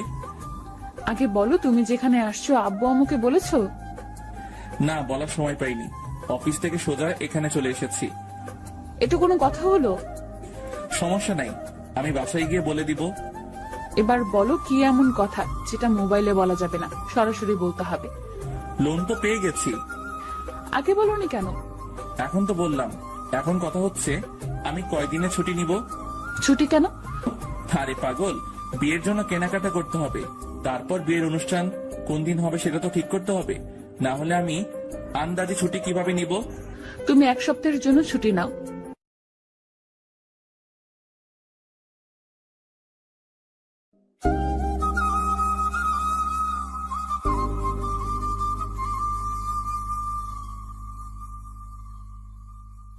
আরে পাগল, বিয়ের জন্য কেনাকাটা করতে হবে। তারপর বিয়ের অনুষ্ঠান কোন দিন হবে সেটা তো ঠিক করতে হবে। না হলে আমি আন্দাজে ছুটি কিভাবে নিব? তুমি 1 সপ্তাহের জন্য ছুটি নাও। এতদিন দিবে না, সর্বোচ্চ দিলে 3 দিন দিবে। তাহলে তোমার বিয়ে করার দরকার নেই। আরে ধুর, এগুলো কি বলো? ঠিকই তো বললাম। আচ্ছা তুমি কালকে অফিস করো, তারপরের কয়েকদিনের জন্য ছুটি নিও। ওকে, শপিং কোন দিন করবে? শপিং এ যাবো পরশুদিন। আচ্ছা ঠিক আছে। আচ্ছা শোনো, বাসায় কেউ নেই, আমি চলে যাচ্ছি। রাতে মোবাইলে কথা হবে, আর পরশুদিন তো দেখা হচ্ছেই। এখন চলে যাবা? হুম। এই যাওয়ার আগে একটা দিয়ে যাও না। কি? ডাল দেখিয়ে দিলাম। মায়ের খাবা, বিয়ের আগে এগুলো কিচ্ছু হবে না। আসি আমি। অবন্তী চলে যাচ্ছে, আমি ওর চলে যাওয়ার দিকে তাকিয়ে আছি আর ভিতরে ভিতরে হাসতেছি। তারপর আমিও বাসায় চলে গেলাম। রাতে আব্বু আম্মুকে সবকিছু বললাম। তোর বলা লাগবে না, অবন্তী আমাদের সব বলেছে। ও তাহলে তো ভালোই। তুই ছুটি বেশি করে নিতে পারিস কিনা দেখিস। এটাও বলেছে? বলবে না কেন? ও কি তোর মতো হারামি নাকি? হ্যাঁ, আমি হারামি? আমাদের আদরের হারামি। যা বাবা, তাড়াতাড়ি ঘুমিয়ে যা। তারপর রুমে গিয়ে কিছুক্ষণ অবন্তীর সাথে কথা বললাম। তারপর ঘুমিয়ে গেলাম। ঘুম থেকে উঠে ফ্রেশ হয়ে নাস্তা করে অফিসে চলে গেলাম। সোজা ম্যানেজারের রুমে গেলাম। স্যার আসতে পারি? মিস্টার পারভেজ আসুন। ধন্যবাদ স্যার। কি অবস্থা বলেন? এই তো স্যার আছি মোটামুটি। কিছু বলবেন নাকি? জি স্যার, একটা কথা বলার ছিল। বলেন। স্যার আমার কয়েকদিন ছুটি লাগবে। আমি দরকার হলে পরের দিনগুলোতে কাজ বাড়িয়ে করে দিব। সেটা না হয় বুঝলাম, কিন্তু ছুটি কয়দিনের জন্য চাচ্ছেন? স্যার 1 সপ্তাহ। এতদিন কি করবেন? আসলে স্যার আমার বিয়ে। কনগ্রাচুলেশন। মাথা নিচু করে বললাম, থ্যাংক ইউ স্যার। তো বিয়ে কখন? আপনার ছুটির উপর নির্ভর করবে। আচ্ছা ঠিক আছে, দিলাম। ধন্যবাদ স্যার। আপনার আর আপনার পুরো ফ্যামিলির দাওয়াত রইল, অবশ্যই আসবেন। স্যার বিয়ের কার্ড এখনো বানানো হয়নি তাই দিতে পারিনি, আজকে গিয়ে বানাবো। আর প্রথমটা আপনাকে দিব। আচ্ছা ঠিক আছে, দিন। ওকে স্যার, আমি আসি তাহলে। আজকে কি কাজ করবেন? জি স্যার, কালকে থেকে ছুটি কাটাবো। ওকে, যান। তারপর বেরিয়ে গেলাম, নিজের ডেস্কে গিয়ে কাজ করলাম। কাজ শেষ করে বাসায় চলে গেলাম। মনের মধ্যে অন্যরকম একটা আনন্দ বইতেছে। রাতে খেয়ে ঘুমিয়ে গেলাম। সকালে ঘুম থেকে উঠে ফ্রেশ হয়ে নাস্তা করে নিলাম। আয়মানকে কল দিয়ে আমাদের বাসায় আসার জন্য বললাম। আব্বু আম্মুকেও রেডি হতে বললাম। অবন্তীকে কল দিলাম। হ্যালো পারভেজ, তোমার নাম্বার অফ ছিল কেন? রাতে বন্ধ করে ঘুমাইছিলাম। রেডি হইছো? না, হইতেছি। আসার সময় আব্বু আম্মুকে নিয়ে আসিও। আমার কাজিন প্রেমা আসতে চাইছে। ওকে নিয়ে আসো। কোথায় আসবো? গ্র্যান্ড হক টাওয়ারের সামনে আসো, আমরা ওখানে থাকবো। আচ্ছা ঠিক আছে। ওকে। কল কেটে দিয়ে আমিও ফ্রেশ হয়ে রেডি হয়ে গেলাম। তারপর একটা সিএনজি ডেকে আব্বু আর আম্মুকে পিছনে বসতে দিলাম। আমি আর আইমান সামনে দিয়ে বসলাম। তারপর শপিং মলে চলে গেলাম। অনেকক্ষণ ধরে বসে আছি, অবন্তীর আসার কোনো খবর নাই। যাই হোক 30 মিনিট পর ওরা আসলো। বিয়াই বিয়ান একে অপরকে জড়িয়ে ধরলো, কিছুক্ষণ কথাবার্তা বললো। আমারও ইচ্ছা হয়েছিল অবন্তীকে জড়িয়ে ধরি, কিন্তু পাবলিক প্লেসে এগুলো করা যাবে না। যাই হোক তারপর ভিতরে গেলাম। প্রথমে আব্বু আম্মুর জন্য কেনাকাটা শুরু করলাম। আব্বুর জন্য পাঞ্জাবি, পায়জামা, গেঞ্জি, জুতা, আরো কিছু জিনিস কিনলাম। আম্মুর জন্য শাড়ি, ব্লাউজ সহ আরো অনেক কিছু নিয়েছে। শ্বশুর শাশুড়ির জন্য সেম জিনিস নিলাম। তারপর আইমানকে নিতে বললাম, কিন্তু সে নিচ্ছে না। অনেক জোরাজোরি করে একটা পাঞ্জাবি নিলাম, সেম কালারের। আমিও একটা নিলাম। প্রেমাকে বলার আগে কেনাকাটা শুরু করে দিল। আসলে মেয়েদের শখ একটু বেশি, সেটা যদি জামা কাপড়ের উপর হয় তাহলে তো কথাই নাই। প্রেমাও অনেকগুলো জামা নিল। এরপর আমার সিরিয়াল আসলো। আমার জন্য সবকিছু অবন্তী নিজেই চয়েস করলো। আব্বু আম্মুর জন্য অবন্তী চয়েস করলো। আমি অল্প কিছু নিলাম, কারণ টাকাটা হিসাবের মধ্যে রাখতে হবে, পরে যাতে টানাটানি না হয়। এরপর অবন্তীর পালা আসলো। অবন্তী একটা নীল শাড়ি পছন্দ করলো। বিয়েতে কেউ নীল পরে? বিয়েতে তো লাল পরে। আমার নীল পছন্দ। আর কোথাও লেখা আছে যে বিয়েতে শুধু লাল পরতে হবে, অন্য কোনো কালার শাড়ি পরা যাবে না? আচ্ছা ঠিক আছে, যেটা ভালো লাগে সেটাই কিনো। অবন্তী জিনিস কিনতে কিনতে হয়রান হয়ে গেছি। অন্তত 50টা দোকান গেছে। মেয়েদের যে এত জিনিস লাগে বিয়ে না করলে বুঝতাম না। দীর্ঘ 4 ঘন্টা শেষ। অবন্তীর শপিং শেষ হলো। তারপর সবাই মিলে একটা হোটেলে গিয়ে দুপুরের খাবার খেয়ে নিলাম। এরপর যে যার মতো বাসায় চলে আসলাম। আগামীকাল মেহমানদের দাওয়াত করতে হবে। পরশুদিন গায়ে হলুদ, আর পরের দিন বিয়ে। বাসায় এসে ঘুমিয়ে গেলাম। সারাদিন ঘোরাঘুরির কারণে ক্লান্ত লাগছিল, তাই শোয়ার সাথে সাথেই ঘুম চলে আসলো। পরের দিন ঘুম থেকে উঠে আইমানকে সাথে নিয়ে বিয়ের কার্ড বানাতে গেলাম। তারপর কার্ডগুলো রেডি করে আত্মীয় স্বজন, বন্ধু বান্ধব সবাইকে দাওয়াত দিলাম।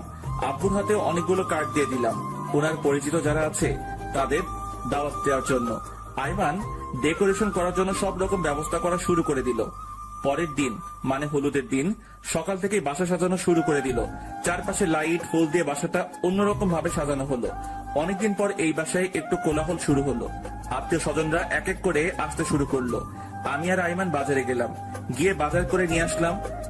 বিকেল বেলা অবন্তীকে কল দিলাম। কিছুক্ষণ পর অবন্তী কল ধরলো। ওই কল ধরতে এত দেরি করো কেন? ধুর, বইলো না। বাচ্চা কাচ্চা গুলো পুরো পাগল করে দিচ্ছে। আমার সব জিনিস এলোমেলো করে ফেলেছে। ও আই পারভেজ, বলো। কি করো? এতক্ষণ কাজ করলাম, তাই তোমার খবর নিতে পারিনি, তাই এখন কল দিলাম। ও আচ্ছা, তুমি কি করো? এই তো পার্লারে যাব, রেডি হচ্ছি। আমি আসবো?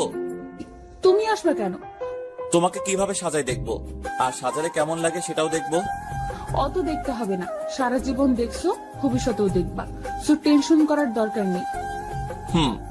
আচ্ছা রাখি, পরে কথা বলবো। কলটা কেটে দিল। বিকাল থেকেই মেহমান আসতো।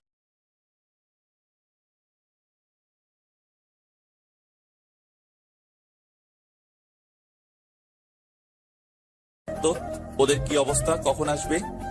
আচ্ছা দিতেছি, লিমা আসবে।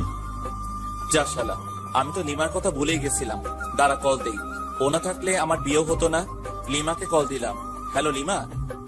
দোস্ত বল। কি রে, তুই আসছিস না? আমি এসে কি করব? তোরা সেরে নে, আমি না হয় কালকে আসবো। কালকে আসবি মানে? আমি এত কিছু বুঝি না, তুই এক্ষুনি আসবি। কিন্তু আমার সাথে তো সানি আছে। তোর সমস্যা কোথায়? সানিরেও নিয়ে আয়। আচ্ছা ঠিক আছে, নিয়ে আসছি। তাড়াতাড়ি আয়। কল কেটে দিলাম। তারপর আরো কিছু কাজ সেরে নিলাম। সন্ধ্যায় গোসল করে নিলাম। এরপর রেডি হলাম। আইমান আমাকে সাজিয়ে দিল। দুজনে একই পাঞ্জাবি পরলাম। রাত 11টা পর্যন্ত গান বাজনা হলো। আমার বন্ধুরা হাকিম, ফাহাদ, ফারুক, সাদ্দাম সবাই উড়াধুরা নাচলো। ওদের সাথেও আমিও নাচলাম। আসলে নিজের বিয়েতে নিজের নাচার মধ্যে অন্যরকম একটা আনন্দ আছে।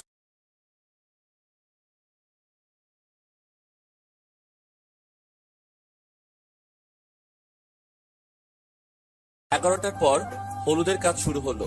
শুরুতেই আব্বু আম্মু দুজনে আসলো। আমাকে মিষ্টি খাইয়ে দিয়ে যখন হলুদ মাখতে যাবে তখনই দুজনে কাঁদতে শুরু করলো আমাকে জড়িয়ে ধরে। আমিও নার্ভাস হয়ে গেলাম। তারপর আইমান, হাকিম, ফাহাদ এসে ওনাদেরকে সব বুঝিয়ে আবারও পরিস্থিতি ঠিক করলো।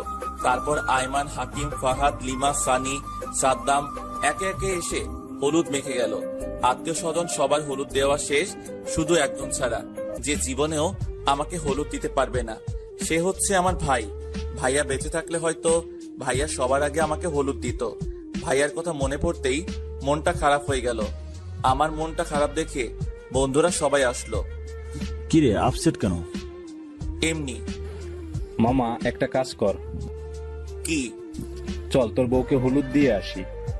আরে ধুর, জামাই কখনো বউকে হলুদ দিতে দেখেছিস? আরে বেটা, কয়জন জামাই পারবে নিজের বউকে গায়ে হলুদ দিতে? চল, এটা হবে অন্যরকম গায়ে হলুদ। তারপরেও আরে বেটা এত কথা বলিস কেন? চল তো। এত রাতে গাড়ি কোথায় পাবি? গাড়ি লাগবে না, বাইক আছে। আমারটা আর ফাহাদেরটা নিলে হয়ে যাবে। আচ্ছা ঠিক আছে চল। এরপর বাইক নিয়ে আমি আর হারামিগুলো অবন্তীদের বাসার দিকে রওনা দিলাম। পুরো রাস্তা ফাঁকা, গভীর রাত হওয়ায় রাস্তায় গাড়ি তেমন নেই। স্পিডে চালিয়ে অবন্তীদের বাসার সামনে চলে গেলাম। গেটটা পার হয়ে ভিতরে গেলাম। চারপাশে কেমন হইচই, আমার এক প্রকার লজ্জাও করতেছে। হলুদের রাত, কোথায় জামাই নিজের বাসায় থাকবে সেটা না করে বউয়ের বাসায় চলে এসেছে। মানুষ কি বলবে আল্লাহই জানে। আমাদেরকে দেখে সবাই একটু অবাক হলো। আসলে হওয়ারই কথা। অবন্তীর বাবা এগিয়ে আসলো। পারভেজ কাকার অনেক ইচ্ছা হয়েছে, সে নাকি অবন্তীকে মানে আপনার মেয়েকে হলুদ লাগাবে। শ্বশুর হাসতে লাগলো। হারামিটা আমাকে জায়গা মতো পাশ দিল। শ্বশুর সামনে দিয়ে হাঁটতে লাগলো আর আমরা পিছনে। এই শালা, আমি এসেছি নাকি তোরা নিয়ে আসছিস? ঠিক আছে চল তাহলে, তোর হলুদ দেওয়া লাগবে না। মানে কি? তাহলে নিয়ে আসলি কেন? এই চুপ থাক, আমরা এই বাড়িতে এসেছি ভালো কোনো মেয়ে আছে কিনা সেটা দেখার জন্য। শালা, এতক্ষণে তোদের মতলব বুঝেছি। দাঁড়া, আমি সবাইকে বলে দিব। তাহলে বলবো তুই বাসা থেকে চুরি করে এখানে এসেছিস, কাউকে না জানিয়ে পিছনের দরজা দিয়ে চোরের মতো বের হয়ে এখানে এসেছিস। ব্ল্যাকমেইল করছিস? এই চুপ থাক, আগে ভিতরে চল। ভিতরে গেলাম। ব্ল্যাকমেইল করছি? ভিতরে গেলাম, সবাই অবন্তীকে হলুদ লাগাতে ব্যস্ত। আমাদেরকে দেখে একটু টাস্টি খেলো। ভিতরে গিয়ে বসলাম। অবন্তীর হলুদ লাগানো প্রায় শেষ পর্যায়ে, আর কয়েকজন বাকি আছে। অবন্তীর আত্মীয়রা সবাই এসে আমাদের সাথে কথা বলতে শুরু করলো। যথেষ্ট আপ্যায়ন করা হলো। অবন্তী আমাকে দেখে বারবার তাকাতে লাগলো, আর অবন্তীর দিক থেকে চোখ অন্য কোথাও ফিরাচ্ছি না, কারণ অবন্তীকে অসাধারণ লাগছে। আমরা গিয়ে কয়েকটা চেয়ার নিয়ে বসলাম। আমাদেরকে হলুদ দেওয়ার জন্য ডেকে নিল। প্রথমে সাদ্দামকে পাঠালাম, তারপর ফাহাদ, হাকিম, আয়মান, সব শেষে আমি গিয়ে অবন্তীর পাশে বসলাম। কানে কানে বললাম, সারপ্রাইজটা কেমন দিলাম? অবন্তী মুচকি মুচকি হাসছে। একটু পর হাকিম এসে আমার কানে কানে বলল, বাটির মধ্যে যতগুলো হলুদ আছে সবগুলো একসাথে মাখবি। যদি একটু কম হয় তাহলে এখানে চিৎকার দিয়ে এমন বাস দিব কল্পনাও করতে পারবি না। আমি পুরো আবুল হয়ে গেলাম। বাকি হারামিগুলার দিকে তাকালাম, ওরা ইশারায় সেটা করতে বলল। কি করব বুঝতে পারছি না। এমন সময় অবন্তী একটা মিষ্টি আমার মুখের সামনে তুলে ধরে, আমার দিকে তাকিয়ে মুচকি একটা হাসি দিল। আমি খেয়ে নিলাম, তারপর ওরেও খাইয়ে দিলাম। তারপর অবন্তী অল্প একটু হলুদ নিয়ে আমার মুখে আর গলায় মেখে দেয়। আমি ওই হারামিগুলোর দিকে তাকালাম, সবাই ইশারায় বলতেছে সবগুলো লাগিয়ে দেওয়ার জন্য। তারপর আমি অবন্তীকে ইশারায় অন্যদিকে তাকাতে বললাম। সে যখন অন্যদিকে তাকালো, আমি পুরো বাটির হলুদ নিয়ে ওর মুখে মেখে দিলাম। অবন্তী তো পুরো টাসকি খেয়ে গেল। তারপর অবন্তী ওর মুখ থেকে কতগুলো হলুদ নিয়ে আমার চোখ, কান, গলা আর কোথাও বাকি রাখেনি। হাকিম, ফাহাদ আর আয়মান আমার কাছে আসলো। তারপর ওরাও আমাকে পুরো শরীরে হলুদ লাগাতে শুরু করলো। আয়মান আমাকে ডাক দিয়ে সাইডে নিয়ে আসে। গিয়ে দেখি বাকিরাও আছে। কিরে, এখানে নিয়ে আসলি কেন? পারভেজ বন্ধু, আরো একটা কাজ বাকি আছে। আবার কি? তুই অবন্তীকে কোলে নিয়ে রুমে দিয়ে আসবি। মানে কি? এত মেহমানের সামনে ওরে কোলে নিলে সবাই কি বলবে? আরে বেটা, লোকে বলুক, তাতে তোর সমস্যা কোথায়? তুই তোর বউকে কোলে নিবি। আরে না, এটা হয় না। হবে হবে, সব হবে। কেমনে? সবার সামনে গিয়ে বলবো আপনাদের আদরের জামাই এখানে আসার আগে মদ খেয়ে এসেছে, যার কারণে এগুলো করতেছে। মানে কি? সবাই তো জানে আমি ভালোবেসে এগুলো করছি। তোমার ভালোবাসার উপর একটু পরে ঠাটা পড়বে। না ভাই, এগুলো করিস না। আমার একটা ইজ্জত আছে। তোর ইজ্জতের গোষ্ঠী কিলাই, যেটা বলছি সেটা কর। তুই অন্তত আমাকে সাপোর্ট দে। আরে রাখ তোর সাপোর্ট, ওরা যেটা বলেছে সেটাই কর। এই সাদ্দাইমা, তুই অন্তত আমার পক্ষে থাক। আমি তোর পক্ষে থাকি আর ওরা সবাই আমাকে মারুক, দরকার নেই ভাই। ওরা যেটা বলেছে সেটাই করব। পরে গেলে মাইন কাছি পায়। আচ্ছা দাঁড়া, একটু পর। আগে স্টেজে চল। তারপর আবারও স্টেজের সামনে আসলাম। দেখলাম অবন্তী ওর কাজিন আর বান্ধবীদের সাথে নাচতেছে। আমি ওর দিকে তাকিয়ে আছি। কিরে, তুই নাচবি নাকি? আর বাস দিস না ভাই, এমনিতে যেগুলো দিছস সারা জীবন মনে থাকবে। এই পারভেজ, মামা এবার যা, সবাই বাসায় চলে যাচ্ছে। একটু পর যাই। শালা এখন যাবি না হলে? না না ভাই, যাচ্ছি। শালা তোরা বন্ধু নামে শত্রু, এত সুন্দর করে সাজিয়ে আমাকে বাস দিবে কল্পনাও করিনি। যাই হোক, 500 গ্রাম সাহস নিয়ে অবন্তীর সামনে গেলাম। সে আমাকে ইশারায় জিজ্ঞেস করলো কি। আমি কোনো উত্তর না দিয়ে ওরে একটা টান দিতেই কোলে তুলে নিলাম। বিয়ে বাড়ি সবাই তো আমার দিকে তাকিয়ে আছে। এদিকে আইমান, হাকিম, ফাহাদ তালি দেওয়া শুরু করলো। ওদের তালি দেওয়া দেখে বাকিরাও তালি দেওয়া শুরু করলো। অবন্তী লজ্জায় লাল হয়ে যায়। তারপর আমার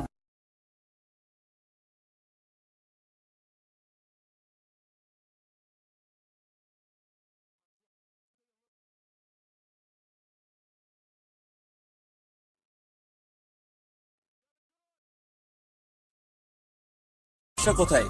কালকে তো বিয়ে হবে। না, জি না মশাই, কালকেই করিয়ে। আজকে এখানে থেকে যাই। কোনো দরকার নেই, আজকে চলে যাও, কালকে তো দেখা হচ্ছে। তাহলে একটা আদর দাও। মায়ের খাওয়া বলে দিলাম। যাও এখন, কেউ চলে আসবে, দরজাও খোলা। দাঁড়াও, দরজা লাগিয়ে দিয়ে আসি। যখন ওটা দরজার কাছে গেলাম, দেখলাম অবন্তীর কাজিনরাই সবাই আসতেছে। দূর সব জায়গায় আমি ব্যর্থ। অবন্তীর দিকে একরাশ হতাশা নিয়ে তাকালাম। সে আমার দিকে তাকিয়ে তাকিয়ে হাসছে। তারপর ও রুম থেকে চলে আসলাম। বাইরে এসে সবার থেকে বিদায় নিয়ে আবারও আমাদের বাসার দিকে রওনা দিলাম। আমি বাইকের পেছনে বসে আছি। আইমান ড্রাইভ করে সবাইকে রুম দেখিয়ে দিলাম ঘুমানোর জন্য।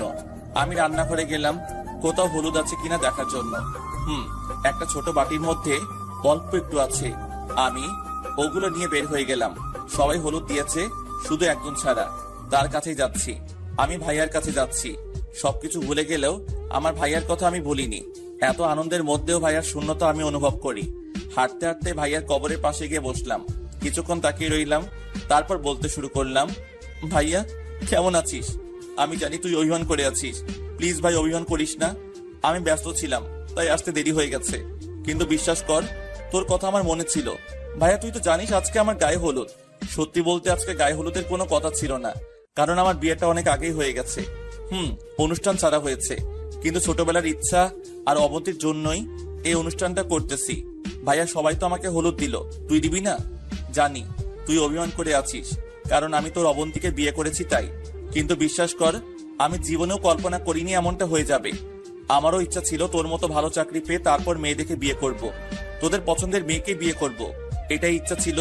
আমি সবসময় ভাবতাম আমার বিয়েতে তুই কি পরিমাণ ব্যস্ত থাকবি।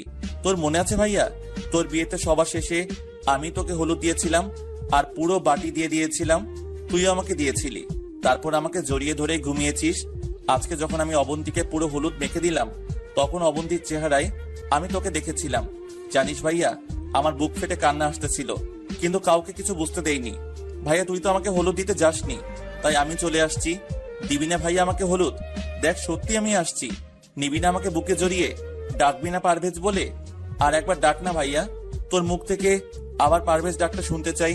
দে না ভাইয়া আমাকে একটু হলুদ লাগিয়ে, অল্প একটু দে ভাইয়া। আচ্ছা তোর দেওয়া লাগবে না, আমি তোকে লাগিয়ে দিচ্ছি। তারপর বাটি থেকে হলুদগুলো নিয়ে কবরের উপরে ভাইয়ার মুখ বরাবর মেখে দিলাম। না পারলাম না আর চোখের পানি ধরে রাখতে। চোখের সামনে সবকিছু ঝাপসা দেখতে লাগলাম। আমি ভাইয়ার কবরের কাছে বসে আছি, এমন সময় আব্বু কল দিল। কিরে, কোথায় তুই? এই তো বাইরে আসছি। একটু পর ফজরের আজান দিবে, তুই বাইরে কি করিস? তাড়াতাড়ি বাসায় আয়। আসছি। কল কেটে দিল। আমি ভাইয়ার পাশে আরো কিছুক্ষণ বসে রইলাম। তারপর উঠে বাসার দিকে হাঁটতে শুরু করলাম, কিন্তু মনে হচ্ছে ভাইয়া আমাকে যেতে দিচ্ছে না, পেছন থেকে টানতেছে। আসলেই আমার ভাইয়া আমাকে যেতে দিচ্ছে না, কারণ আমি জানি এখানে আমার ভাইয়া খুব একা। যে ভাই বাসায় থাকতে আমাকে ছাড়া ঘুমাতো না, রাতে কোথাও গেলে আমাকে সাথে নিয়ে যেত, ভূতের ভয়ে বেশি রাতে বাসার বাইরে যেত না, সেই ভাই এখানে একা একা কি করে থাকবে? আমি স্বার্থপরের মতো হাঁটা দিলাম। ভাইয়ার কথা যত মনে পড়ছে ততই চোখ দিয়ে পানি বের হচ্ছে। অতঃপর আমি বাসায় চলে আসলাম। বাবার সাথে কথা বলে নিলাম। বাবা হয়তো বুঝতে পেরেছে আমি কোথায় গিয়েছি, কারণ পাঞ্জাবিতে মাটি লেগে আছে। বাবা কিছুক্ষণ তাকিয়ে থাকলো, উনার চোখেও আমি স্পষ্ট পানি দেখলাম। তারপর বলল, যা বাবা, অনেক রাত হয়েছে, ঘুমিয়ে পড়। আমি কোনো কথা না বলে রুমে গিয়ে আইমানের পাশে ঘুমিয়ে গেলাম। সকালে ঘুম ভাঙলো অবন্তীর কলে। কি ব্যাপার, নতুন জামাই ঘুমাচ্ছে নাকি? ভালো ভালো, এখন উঠে যাও, অনেক কাজ আছে। রেডি হবে কখন? মাত্র উঠলাম, কিছুক্ষণ পর পার্লারে যাব, সেখান থেকে সোজা কমিউনিটি সেন্টারে। আচ্ছা ঠিক আছে। পা ফ্লোরে, সাদ্দাম হা করে আছে। হাকিমের লুঙ্গি মাথার উপরে উঠে গেছে। আইমানের মোবাইলটা নিয়ে সবার একটা ছবি তুললাম। শালারা এতদিন আমাকে বাস দিয়েছে, এবার দেখ আমি তোদের কিভাবে বাস দেই। ছবি তুলে ওদেরকে ডেকে দিলাম। আমি চলে গেলাম ফ্রেশ হতে। বাইরে এসে দেখি সবাই উঠে গেছে। আমি গিয়ে নাস্তা করে আবার রুমে আসলাম। কমিউনিটি সেন্টারে কল দিলাম কি অবস্থা জানার জন্য। সেখানে আব্বু আর মামা আছে। যাক, তাহলে আর সমস্যা নাই। হারামিগুলা এখনো ঘুমাচ্ছে। লাঠি দিয়ে সবাইকে তুললাম। ওরা উঠে গেল, নাস্তা করে নিল। লিমা আর সানিকে দেখতেছি না, তাই কল দিলাম। কিরে, কই তোরা? আমরা তো কালকে রাতেই চলে আসছি, তোকে খুঁজছিলাম কিন্তু কোথাও পাইনি। পরে আঙ্কেল আন্টিকে বলে চলে আসছি। ও আচ্ছা, তো এখন চলে আয়। না রে, আমরা সেন্টারে থাকবো। আচ্ছা ঠিক আছে, তাড়াতাড়ি আসিস। হারামিগুলা নাস্তা করে আসলো। পারভেজ, বল। তোর তো দুলাভাই নাকি? না, কেন? তোরে গোসল দেওয়ার জন্য। আমার গোসল কেন দুলাভাই দিবে? আরে বিয়ের গোসল দুলাভাই দেয়। আমারটা আমি দিব। চল, আমরা দিয়ে দিচ্ছি। তোরা কেন দিবি? চুপ থাক, চল এখন। ওরা জোর করে নিয়ে গেল। তারপর টাউটারি করতে করতে গোসলটা শেষ করলো। রুমে এসে ফাটাফাটি করে রেডি করে দিল। আয়না নিজেকে দেখে নিজেই ক্রাশ খেলাম। কিছুক্ষণ পরে এই হারামিগুলো আমার সামনে এসে হাত পেতে দাঁড়িয়ে আছে। কিরে, কি হইছে? টাকা দে। কিসের টাকা? গোসল করলাম যে। অদ্ভুত, গোসল করারে টাকা দিতে হবে নাকি? আমার কাছে কোনো টাকা নাই। টাকা দিবি নাকি তোকে জায়গা মতো বাস দেব? আরে তুই বাস দিবি, আমি তোদেরকে বাস দিব। তা কি করে দেখি তো তুই কি বাস দিস। আমি আইমানের কাছ থেকে মোবাইলটা নিয়ে হাকিমি লুঙ্গি ওঠা ছবিটা দেখালাম। ওরা তো হাসতে হাসতে শেষ। টাকা আর নিবি? তারপর সবাই রেডি হলো। আমি আর বন্ধুরা সবাই মেহমানদেরকে গাড়িতে উঠিয়ে দিলাম। সবার শেষে আমি আর হারামিগুলা একসাথে গেলাম। আমি গিয়ে বসে আছি, কিন্তু অবন্তীর কোনো খবর নাই। কল দিলাম, সে নাকি এখনো পার্লারে। মেয়েদের এত কিসের সাজ আল্লাহ ভালো জানে। খাওয়া দাওয়া শুরু হলো। হারামিগুলা আমাকে রেখে খেতে বসে গেল। ওদের খাওয়া দেখে আমারও খেতে ইচ্ছে করছে, কিন্তু দুলা তো খাওয়ার সিস্টেম নাই। প্রায় 1 ঘন্টা 35 মিনিট পর অবন্তীকে নিয়ে আসলো। আমি ওরে দেখে হা করে তাকিয়ে আছি। আইমান এসে একটা টোকা দিয়ে বলল। আমি গিয়ে অবন্তীর পাশে বসলাম। অবন্তী আমার কানের কাছে ওর মুখ এনে বলল, এই যে মিস্টার পারভেজ, জি ম্যাম, বলেন। তোমার খবর আছে। কেন? আমি কি করেছি? তুমি অন্য মেয়ের দিকে তাকাইছো কেন? আরে আজব, আমি কখন তাকালাম? আমি নিজের চোখে দেখেছি। দাঁড়া, বিয়েটা শেষ হোক, তারপর তোমার 12টা বাজাবো। ওকে ম্যাম, দেখা যাবে। আপনি আমার 12টা বাজান নাকি আমি আপনার 12টা বাজাই? দেখবো। আব্বু আম্মুর ইচ্ছার কথা মনে আছে? অবন্তী লজ্জায় আরো লাল হয়ে যায়। আমি অন্যদিকে তাকিয়ে হাসছি। একটু পর বড় প্লেটে করে খাবার নিয়ে আসা হলো। আমি অবন্তীকে খাইয়ে দিচ্ছি, অবন্তী আমাকে খাইয়ে দিচ্ছে। আহ, কি এক ভালো লাগা, সেটা ভাষায় প্রকাশ করার মতো না। এত আনন্দ বিয়েতে আগে জানা ছিল না। খাওয়া দাওয়া শেষ। আমাদের আবার বিয়ে পড়ানো হবে না, কারণ আমরা আগে থেকে স্বামী স্ত্রী। আগে যেহেতু কালিমা পড়ে আল্লাহকে সাক্ষী রেখে অবন্তীকে বিয়ে করেছি, এখন নতুন করে এগুলো লাগবে না। শুধু অনুষ্ঠানটা করে নিলাম। এরপর শুরু হলো ছবি তোলা। যদিও এর মধ্যে কয়েক হাজার ছবি ওঠানো হয়ে গেছে। ছবি তোলা শেষে আমি আর অবন্তী সবার সাথে কথা বলে নিলাম। একেবারে শেষ মুহূর্তে অবন্তীকে গাড়িতে তোলা হচ্ছে। আমি একটু দূরে দাঁড়িয়ে আছি। হারামিগুলা আসলো আমার কাছে। বন্ধু, বল। অবন্তীকে দেখা রাখিস, বেশি কিছু করিস না। অবন্তী তোর ভাবি লাগে, সো রেসপেক্ট দিয়ে সবকিছু করবি। আরে হারামখোর, ভাবি আগে ছিল, এখন তো বউ। তবুও ভাবির দৃষ্টিতে দেখিস। চুপ থাক হারামি। ওই পারভেজ, তুই গাড়িতে যা, অবন্তী উঠে গেছে। আচ্ছা ঠিক আছে, তোরা অন্য গাড়িতে বাসায় চলে আয়, আসলে দেখা হবে। আচ্ছা ঠিক আছে, যা। তারপর আমি গাড়িতে গিয়ে বসলাম। অবন্তীর সাথে একদম গা লাগিয়ে বসলাম। এই, আরো দূরে যাও। কেন, সমস্যা কি? ড্রাইভার আর ওরা দেখতেছে। দেখলে দেখুক, আমার কি? আমি আমার বউয়ের সাথে কিভাবে বসবো সেটা আমি বুঝবো। আমি অবন্তীর একটা হাত ধরলাম। ও আমার দিকে তাকিয়ে একটা হাসি দিল। গাড়ি চলছে তার আপন মনে। আমি অবন্তীর হাত ধরে স্বপ্নে হারিয়ে গেলাম। অনেকক্ষণ পর বাসায় আসলাম। আমার এক খালাতো ভাইয়ের বউ অবন্তীকে কোলে করে বাসায় নিয়ে যায়।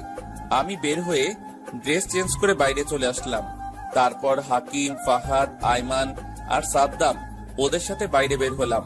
রাত 9টার সময় সবাই বাসায় আসলাম। এসে খাওয়া দাওয়া করে সবাই ছাদে চলে গেলাম। অনেকক্ষণ আড্ডা দিলাম। 10টার দিকে আব্বু ছাদে আসলো। পারভেজ, তুই এখানে? জি আব্বু। এত রাতে এখানে কি করিস? এই তো ওদের সাথে বসে আছি। আচ্ছা, এবার রুমে যা। অবন্তী অনেকক্ষণ ধরে বসে আছে। আচ্ছা যাচ্ছি, আপনি নিচে যান, আমি আসছি। তাড়াতাড়ি আয়। আব্বু চলে গেল। হারামি গুলা আমারে নিয়ে ট্রল করতে শুরু করে দিল। যা বন্ধু যা, এই যুদ্ধে তুই যেন জয়ী হতে পারিস, এই দোয়াই রইল। পানি লাগলে আমাকে বলিস। সবকিছু ঠিকভাবে করিস। পারভেজ, বন্ধু তো লাইফটা অনেক দারুণ। 2 বার বাসর, তাও আবার একই বউর সাথে। আমি মনে মনে বললাম, ওটা বাসর ছিল না, আমার লাইফের সবচেয়ে বড় বাস ছিল। আচ্ছা তোরা যা, ঘুমিয়ে পড়। আজকে অনেক খাটাখাটি করেছিস।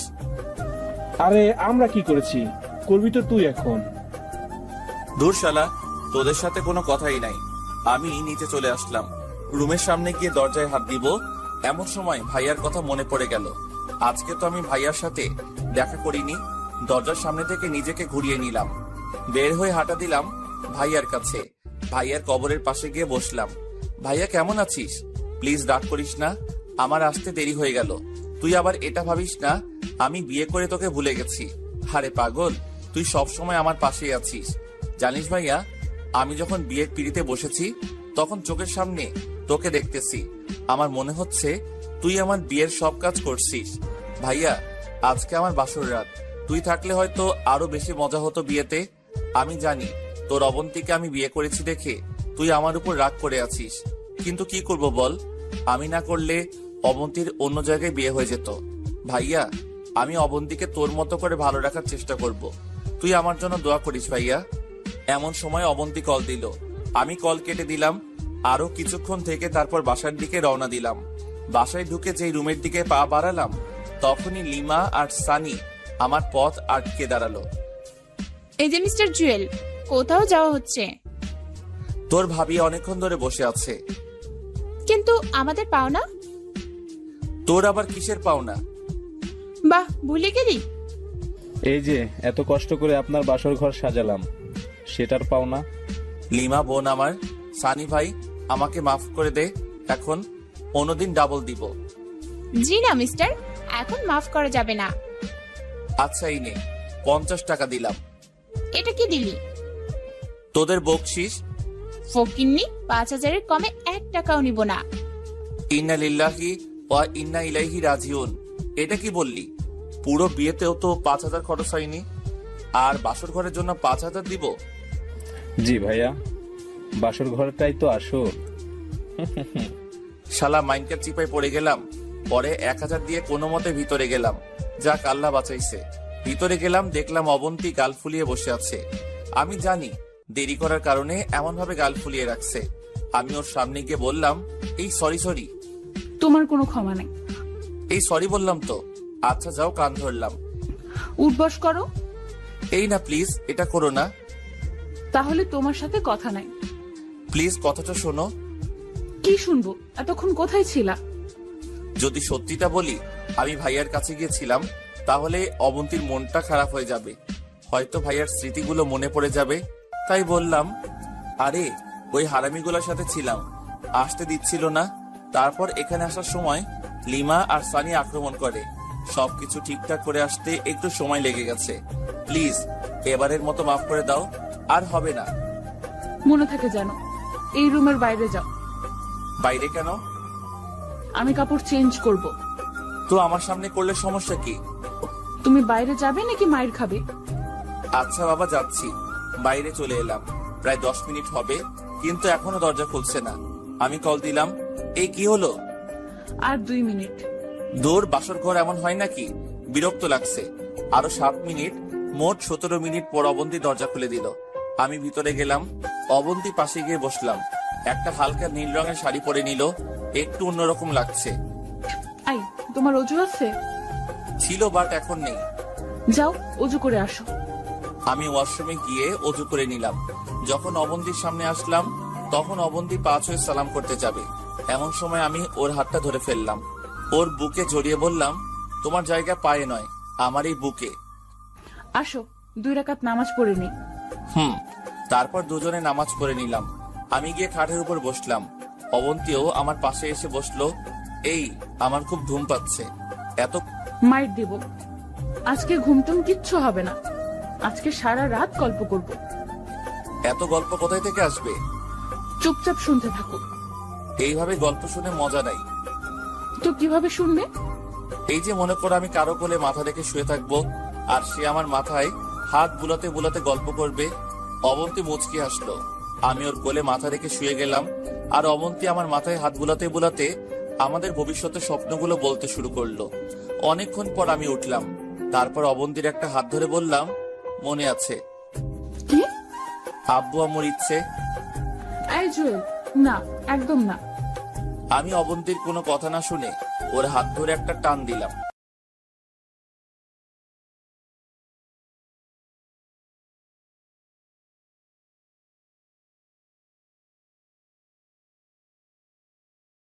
হারিয়ে গেলাম অন্য এক জগতে। শুরু হলো আমাদের নতুন জীবনের নতুন অধ্যায়। 5 বছর পর, না মা, আজকে অফিসে যাব না, তোমাদের নিয়ে ঘুরতে যাব। ও কি মজা, কি মজা। আচ্ছা, আব্বু কোথায় যাবে? সেটা না হয় পরে বলবো। তোমার আম্মু কোথায়? আম্মু তো নাস্তা রেডি করছে, তুমি ফ্রেশ হয়ে আসো। ওকে মামনি, তুমি যাও, আমি আসছি। ফ্রেশ হতে হতে আপনাদের কাহিনীটা বলে দেই। এই যে একটু আগে যে কথা বললো, সে হচ্ছে আমার মেয়ে অনা। আমাদের কন্যা সন্তান হয়েছে। অনার চেহারাটা ভাইয়ার সাথে প্রায় মিল। ওর মধ্যে আমরা ভাইয়াকে খুঁজে পাই। এই 5 বছরে অনেক কিছুই পরিবর্তন হয়ে গেছে। আমি আর অবন্তী একসাথে মাস্টার্স কমপ্লিট করি। তারপর আমি আগের অফিস মানে লিমাদের ওখান থেকে ভালো একটা অফিসে ম্যানেজার পদে চাকরি পাই। ইচ্ছা ছিল লিমাদের ওখানেই থেকে যাব। আমাদের বিয়ের কিছুদিন পর লিমারও বিয়ে হয়ে যায় সানির সাথে। তারপর তারা দেশ ছেড়ে চলে যায়। লিমার কোনো ভাই বোন না থাকায় তার আব্বু কোম্পানি বিক্রি করে লিমার ওখানে চলে যায়। আমি অন্য একটা কোম্পানিতে চাকরি নেই। আইমানও খুব ভালো একটা চাকরি পেয়েছে। তবে আফসোস, আমার ফ্রেন্ডটা আমার সাথে নেই। চাকরির কারণে দুইজন দুই প্রান্তে, কিন্তু সব সময় কথা হয়। আর হাকিম, ফাহাদ, সাদ্দাম ওরাও চাকরি করে, বিয়ে শাদী করে যে যার মতো সেটেল। মাঝে মধ্যে কথা হয়। আমার আর অবন্তীর সম্পর্কটা আরো গভীর হয়। ভালোবাসা দিনে দিনে অনেক বেড়ে যায়। ফ্রেশ হয়ে নাস্তা করতে গেলাম। আমি আব্বু আম্মুকে রেডি হতে বললাম। ওনারা সবাই রেডি হলো। তারপর নিজেই গাড়ি ড্রাইভ করে ওনাদেরকে ঘোরানোর জন্য নিয়ে গেলাম। আসলে আমি ভাইয়ার কাছে যাচ্ছি। আমি গাড়ি নিয়ে সোজা ভাইয়ার কবরের পাশে গেলাম। আমরা সবাই গাড়ি থেকে নামলাম।